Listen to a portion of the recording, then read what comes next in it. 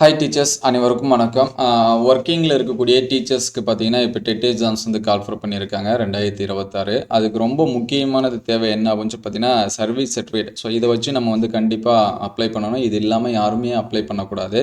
So இது வந்து கண்டிப்பாக தேவைப்படும். அனெக்சர் 1 அப்படின்னு சொல்லிட்டு நோட்டிஃபிகேஷன் எண்ட்லேயே கொடுத்துருக்காங்க.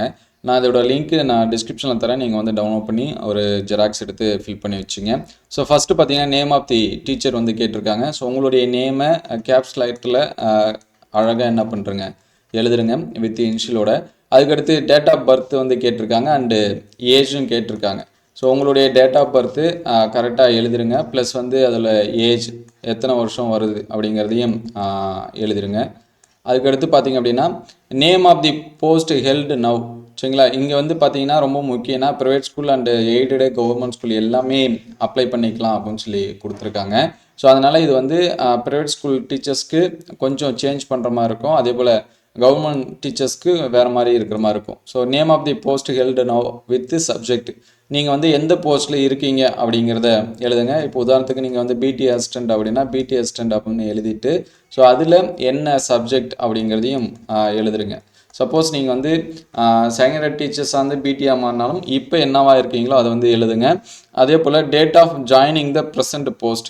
ஸோ நீங்கள் பிடிஎஸில் எப்போ வந்து ஜாயின் பண்ணீங்களோ அதோட டேட் வந்து இந்த இதில் எழுதுங்க. அதுக்கடுத்து டேட் ஆஃப் இனிஷியல் அப்பாயின்மெண்ட் அப்படின்னு சொல்லி கொடுத்துருக்காங்க. நீங்கள் வந்து ஸ்டார்டிங்கில் எப்போ வந்து அப்பாயின்மெண்ட் ஆனீங்களோ அந்த டேட்டை இங்கே வந்து என்ன பண்ணுங்கள் போடுங்க. அதுக்கடுத்து name of the post during initial appointment. So நீங்கள் வந்து ஃபஸ்ட்டு அப்பாயின்மெண்ட் ஆகும்போது என்ன போஸ்ட்டில் அப்பாயின்மெண்ட் ஆனீங்களோ அந்த இதை இந்த இடத்துல என்ன பண்ணுற மாதிரி இருக்கும், என்ட்ரி பண்ணுற மாதிரி இருக்கும். ஸோ இது வந்து பார்த்திங்கன்னா இப்போ ப்ரெசண்ட்டில் இருக்கக்கூடிய போஸ்ட்டுக்கு. அதுக்கடுத்து இது வந்து இனிஷியல் அப்பாயின்மெண்ட்டாக ஸ்டார்டிங்கில் இருந்த போஸ்ட். ஸோ இது ரெண்டும் பார்த்துங்க, காலம் 5 and 6. அதுக்கடுத்து டேட் ஆஃப் ரெகுலரைசேஷன் கொடுத்துருக்காங்க.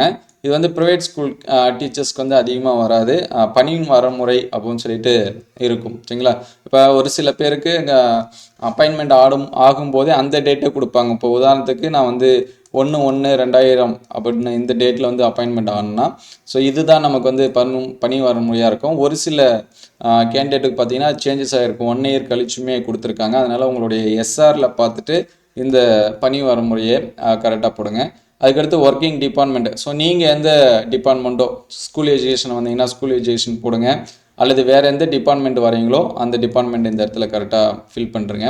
அதுக்கடுத்து working in government aided private school அப்படின்னு சொல்லி கேட்டிருக்காங்க. ஸோ ப்ரைவேட் ஸ்கூல் கேண்டிடேட்னா ப்ரைவேட் ஸ்கூல்னு போட்டுருங்க, கவர்மெண்ட் ஸ்டாஃப்னா கவர்மெண்ட் அப்படின்னு சொல்லி போட்டுருங்க, எய்டட்னா எய்டட். ஸோ அதுக்கு ஏற்ற மாதிரி ஃபில் பண்ணுறங்க. அதுக்கடுத்து ஃபுல் டைமாக பார்ட் டைமாக அப்படின்னு சொல்லி கேட்குறாங்க. ஸோ நீங்கள் எந்த டைம் ஸ்கேலில் இருக்கீங்க அப்படின்னு சொல்லி பாருங்கள். டைம் ஸ்கேலாக அல்லது கன்சால்டேட்டாக அல்லது பார்ட் டைமாக அப்படிங்கிறத ஃபில் பண்ணுறங்க. Name of the school with postal address. So உங்களுடைய ஸ்கூல் நேம் ஃபுல்லாக எழுதிட்டு அதோட பின்கோடு கொண்டு நீங்கள் என்ன பண்ணணும் எழுதணும். ஸோ அது எல்லாமே பார்த்துருங்க. அதுக்கடுத்து நீங்கள் எந்த டிஸ்ட்ரிக்டில் இப்போ ஒர்க் பண்ணுறீங்களோ அந்த டிஸ்ட்ரிக்டு. அதுக்கடுத்து யூடைஸ் கோடு இருக்கும் எல்லா ஸ்கூலுக்குமே. ஸோ அதனால் யூடைஸ் கோடு வந்து இந்த இடத்துல என்ட்ரி பண்ணுற மாதிரி இருக்கும். அதுக்கடுத்து உங்களுடைய குவாலிஃபிகேஷன் வந்து கேட்டிருக்காங்க. ஸோ நீங்கள் வந்து யூஜி அதாவது பிடிஸாக இருந்தீங்க அப்படின்னா உங்களுடைய சப்ஜெக்டும் எழுதுகிற மாதிரி இருக்கும்.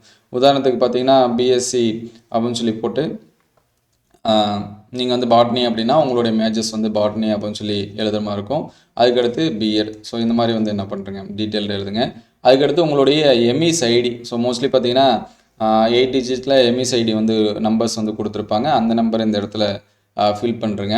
அதுக்கடுத்து ஐஎஃப்ஹெச்ஆர்எம்ஸ் எம்ப்ளாயி ஐடி கொடுத்துருக்காங்க for time scale teachers only அப்படின்னு சொல்லிட்டு. ஸோ யாருக்கு வந்து ஐஎஃப்ஹெச்ஆர்எம்ஸ் எம்ப்ளாயி ஐடி நம்பர் இருக்கோ அந்த ஐடி நம்பரை இந்த இடத்துல என்ன பண்ணுறங்க ஃபில் பண்ணுறங்க.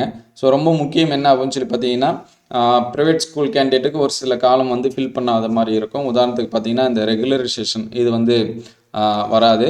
அதே போல் பார்த்தீங்கன்னா அப்பாயின்மெண்ட்டு மோஸ்ட்லி பார்த்தீங்கன்னா அங்கே ப்ரொமோஷன்ஸ் வந்து அதிகமாக இருக்காது. நீங்கள் வந்து ஜாயின் பண்ணும்போதே பிடிஸாக ஜாயின் பண்ணியிருப்பீங்க அல்லது ஜாயின் பண்ணும்போதே சேங் ரேட் இந்த மாதிரி தான் கரண்ட்லேயே இருப்பீங்க. ஸோ அதனால் நீங்கள் என்றைக்கு ஜாயின் பண்ணீங்களோ உங்களுடைய டீட்டெயில்ஸ் வந்து உங்களுடைய அட்டண்டன்ஸு அல்லது உங்களுடைய பிரின்சிபல் இந்த மாதிரி கேட்டு நீங்கள் வந்து என்ன பண்ணுங்கள் அதை வந்து தெளிவாக ஃபில் பண்ணுங்கள். ஸோ வேறு எதனாச்சும் டவுட் இருந்துச்சுன்னா கமெண்ட் பண்ணுங்கள். அடுத்தடுத்த வீடியோவில் நம்ம வந்து அப்டேட் பண்ணோம். ஸோ இது எந்த ஹெல்ப்ஃபுல்லாக இருக்குது அப்படின்னு சொல்லிட்டு கமெண்ட் பண்ணுங்கள். ரொம்ப முக்கியம் என்னென்னா இங்கே சிக்னேச்சர் ஆஃப் தி கேண்டிடேட் நம்மளுடைய சிக்னேச்சர் வந்து பண்ணுற மாதிரி இருக்கும். சரிங்களா, வந்து பாருங்கள். இந்த சர்வீஸ் ரெக்கார்டு ரொம்ப ரொம்ப முக்கியம். இதை வச்சு தான் நம்ம வந்து என்ன பண்ண முடியும் அப்படின்னா அப்ளை பண்ண முடியும். சர்வீஸ் சர்டிஃபிகேட்டு இது இல்லாமல் நம்மளால் என்ன பண்ண முடியாது அப்படின்னா அப்ளை பண்ண முடியாது. ஸோ அடுத்தடுத்த அப்டேட் நியூஸ் வந்துச்சுன்னா உடனே அப்டேட் பண்ணுவோம். Thank you all.